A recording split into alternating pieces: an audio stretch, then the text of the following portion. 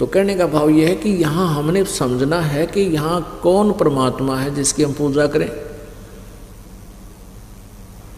जैसे गीता जी अध्याय नंबर 15 के श्लोक नंबर 1 से 4 में और 16 और 17 में यहाँ 3 परमात्मा क्लियर करे हैं।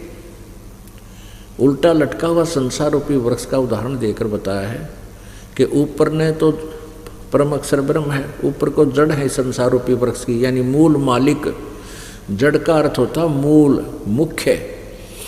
ऊपर को जड़ समझो, जहाँ से सबकी उत्पत्ति होती है, जो सबसे बाहर अंकुर फूटते हैं, वो जड़ है ऊपर ने उस संसार रूपी वृक्ष की। और नीचे ने तीनों गुण रूपी शाखा, रजगुण ब्रह्मा, सतगुण विष्णु, तम गुण शिव जी।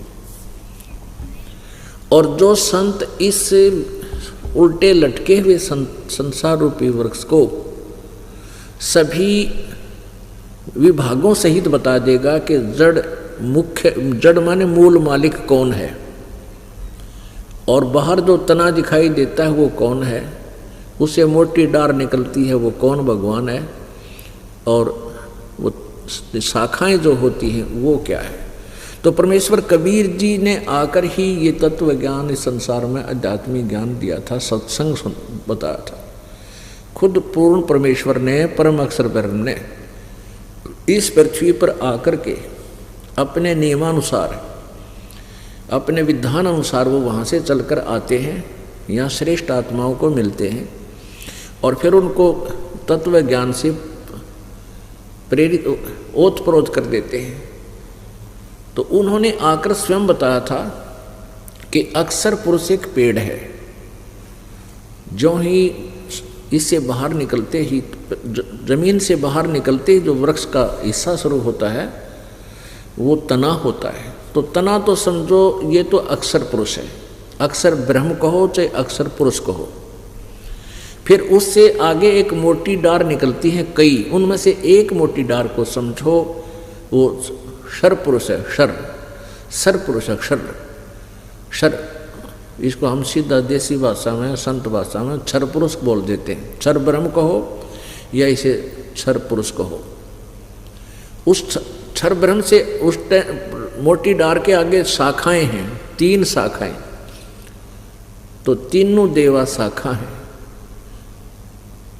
रजगुण ब्रह्मा, सतगुण विष्णु, तमगुण शिव जी रूपी। अक्षर पुरुष एक पेड़ है, निरंजन वाकी डार, निरंजन भी कहते हैं क्षर पुरुष को, और तीनों देवा शाखा हैं, ये पात रूप संसार। तो परमेश्वर कबीर देव जी ही स्वयं तत्वदर्शी संत की भूमिका करने यहाँ आए थे, क्योंकि काल भगवान ने पूरे मानव समाज को शास्त्र विरुद्ध साधना से ओतप्रोत कर रखा है।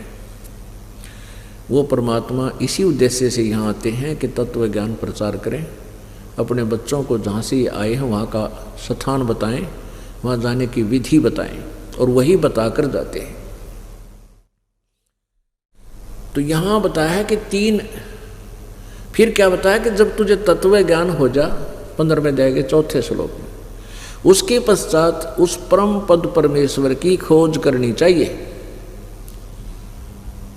उस परमेश्वर के परम पद की खोज करनी चाहिए, जहाँ जाने के बाद ये प्राणी कभी लौटकर संसार में नहीं आते, यानी वो पूर्ण मोक्ष प्राप्त हो जाता है। और जिस परमेश्वर से इस संसार रूपी वृक्ष की प्रवृत्ति विस्तार को प्राप्त हुई है, या कहने का भाव कि जिस परमात्मा ने इस सारे ब्रह्मांडों की रचना की है। और गीता ज्ञानदाता कहता मैं भी उसी की शरण में हूं। ओह, अब कंसेप्ट क्लियर कर दिया। गीता ज्ञानदाता किसी और परमात्मा के बारे में बता रहा है कि उसकी शरण में जाने से, उसकी पूजा करने से तत्वदर्शी। और फिर ये 15वें अध्याय के प्रथम श्लोक में गीता जी में कहा है कि जो इस सभी विभागों को, इस उल्टे लटके हुए संसार रूपी वृक्ष के सभी सर्वांग को, सब पार्ट्स ऑफ द बॉडी को, पार्ट्स ऑफ द ट्री को जो भिन्न भिन्न बता देगा, सवेदवित, वो तत्वदर्शी संत है, उसके पास सत्संग है। तो यहाँ बताया है कि जो तत्वदर्शी संत मिल जाए उसके पश्चात उस परम पद परमेश्वर की खोज करनी चाहिए, जहाँ जाने के बाद प्राणी फिर लौटकर संसार में कभी नहीं आते। यानी उनका पूर्ण मोक्ष हो जाता है। और जिस परमेश्वर ने सारे ब्रह्मांडों की रचना की है, और गीता ज्ञानदाता कहता मैं भी उसी की शरण में हूँ और केवल उसी की ही पूजा करनी चाहिए।